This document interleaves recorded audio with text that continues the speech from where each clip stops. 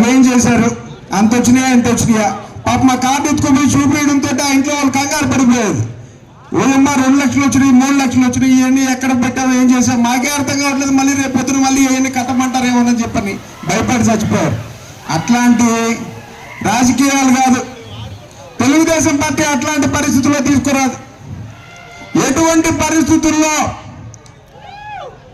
మీరు చేసినటువంటి అధికార వైఎస్ఆర్సీపీ నాయకులు చేసినటువంటి అరాచకాలని ఈ గడిచినటువంటి దాదాపుగా 4 సంవత్సరాల 10 నెలల కాలం పాటు ఎండగడుతూ వాళ్ళ దుర్మార్గాలను వేలెత్తి చూపిస్తూ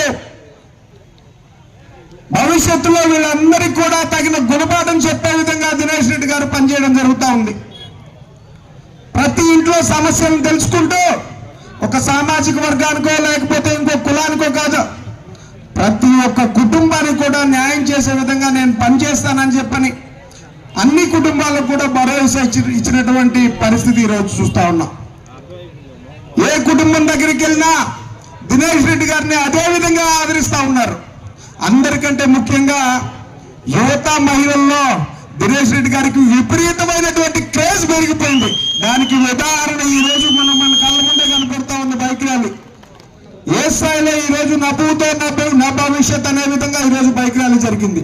అదే విధంగా నియోజకవర్గంలో ఎక్కడ కార్యక్రమం పెట్టా కానీ దినేష్ రెడ్డి గారి కార్యక్రమం అదే విధంగా సక్సెస్ అవుతుంది. వైనాట్ 175 అని చెప్పుకొచ్చారు. భయపడిపోయేసి ఈరోజు 110 వస్తాయి, 105 వస్తాయి, 100 వస్తాయి, చివరికి మేము గవర్నమెంట్ ఫామ్ చేస్తాం అనేటువంటి మాటల దాకా దిగజారిపోయారు. మేము ఎప్పుడు ఆ విధంగా చెప్పట్లేదు. తెలుగుదేశం పార్టీ నినాదం మొదటి నుంచి ఈ రోజు కూడా అదే విధంగా ఉంది. ఎప్పుడు ఎలక్షన్లు జరిగినా కానీ ఆంధ్రప్రదేశ్ లో చంద్రబాబు నాయుడు గారు ముఖ్యమంత్రి కావడం ఖాయం.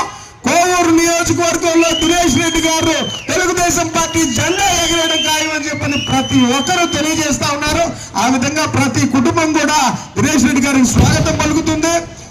ఇంతకు ముందు శ్రీనివాసులు రెడ్డి గారిని ఏ విధంగా ఆదరించారో అదే విధంగా ఈ రోజు నియోజకవర్గంలో ప్రతి కుటుంబం కూడా ఆదరిస్తా ఉంది. వాళ్ళందరూ కూడా పేరు పేరున ధన్యవాదాలు తెలియజేసుకుంటున్నాం. పాటు నిర్విరామంగా అలుపు అనేదే తెలియకుండా మొహంలో ఎప్పుడు చూసినా చిరునవ్వుతోటే ప్రతి ఒక్కరిని పలకరించుకుంటూ మన ముందుకు వచ్చినటువంటి దినేష్ రెడ్డి గారిని ఖచ్చితంగా గెలిపించుకోవాల్సినటువంటి మన అందరి బాధ్యత. 60 రోజులు మాత్రమే టైం ఉంది. నిన్న మొన్నాక మన జైఓబీసీ కార్యక్రమంలో కొల్లు రవీంద్ర గారు అట్లాగే బేదారామచంద్ర గారు వచ్చారు. వాళ్ళకు చెప్పుకోవడం జరుగుతా ఉంది. కేవలం 60 రోజులు మాత్రమే ఎలక్షన్ టైం ఉంది. ప్రతి ఒక్కరు కూడా యుద్ధానికి సిద్ధమయ్యే సంసిద్ధంగా ఉండాలని చెప్పని తెలియజేసుకుంటూ ఎప్పుడు ఎలక్షన్లు జరిగినా కానీ రణరంగంలో సైనికుల్లాగా ప్రతి ఒక్కరూ పనిచేస్తారని చెప్పని మనస్ఫూర్తిగా ఆశిస్తూ ఈ అవకాశం ఇచ్చినటువంటి మీ అందరికి కూడా పేరు పేరున ధన్యవాదాలు తెలియజేసుకుంటూ ఉన్నాం. అందరికీ నమస్కారం. హృదయపూర్వక మండల పార్టీ అభినందనలు తెలియజేసుకుంటున్నాను. మరి మీ అందరూ కూడా చెప్తున్నాను, అనేక విమర్శలు ప్రతి విమర్శ జరుగుతున్నాయి. మేము అందరికీ కూడా ప్రజలకు చాలా సార్లు కూడా మేము విన్నవించుకున్నాం. రాజకీయాల్లో స్వచ్ఛంగా ఉండాలి, ఏ వ్యక్తి కూడా స్వచ్ఛత కావాలి.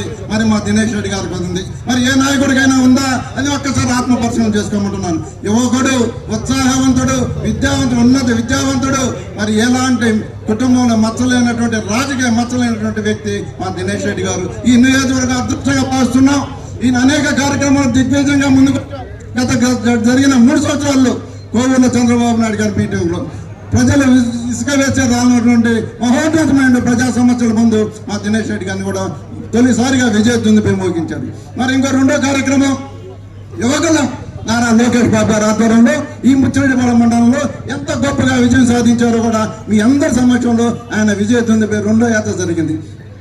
మరి ఇంకొక చాలా సాహసోపేతమైనటువంటి కార్యక్రమం, ఈ మండలంలో అనేక వనరులు దోచుకుంటూ నిజాయితీగా ఉన్నటువంటి మా నాయకుడు కనివిగర్ రిజర్వాయర్ 100 అడుగుల లోతులు పెట్టి మిషన్లు పెట్టి తవ్వుతుంటే యువ కిషోరంలాగా కూడా ముందుకెళ్ళి ప్రజలకు వివరించినటువంటి వ్యక్తి మా యువ కిషోరం. యువ నేత, ఒక రాజకీయ ధర్మత కలిగినటువంటి నాయకుడు. అనేక దుర్మార్గాల్ని, అనేక విషయాల్ని ప్రజలకు కళ్ళ కట్టినట్టు చెప్పినటువంటి వ్యక్తి మా దినేష్ రెడ్డి గారు. మరి అనేక సమస్యలు చెప్తా ఉన్నారు, అనేక కార్యక్రమాలు చేస్తున్నారు. ఈ 100 రోజుల్లో మనం బొచ్చిరెడ్డిపాలెం నగర పంచాయతీలో మేము చూసాం. ఏ ఇంటికి వెళ్ళినా ప్రతి మహిళ కూడా ఆత్మవిశ్వాసంతో ఒక సోదరుడుగా, ఒక బిడ్డగా కూడా ఆశీర్వదించి చిరునవ్వుతో స్వాగతించి ఎలాంటి గృహిణులు కూడా ఏ రోజు కూడా ఈదులోకి రానటువంటి మహిళలు కూడా ఆ అబ్బాయిని చూసాగానే చాలా ఆప్యాయంగా తన సొంత బిడ్డతోనో తన తమ్ముడితోనో తన అన్నతోనో మాట్లాడిన విధంగా కూడా హృదయపూర్వకంగా మాట్లాడే గొప్ప చరిత్ర ఈ బుచ్చిరెడ్డిపాలెం రాజకీయ చరిత్రలో ఏ రోజు అమ్మాయి మహిళలని సగర్వంగా మేము చెప్తున్నాం.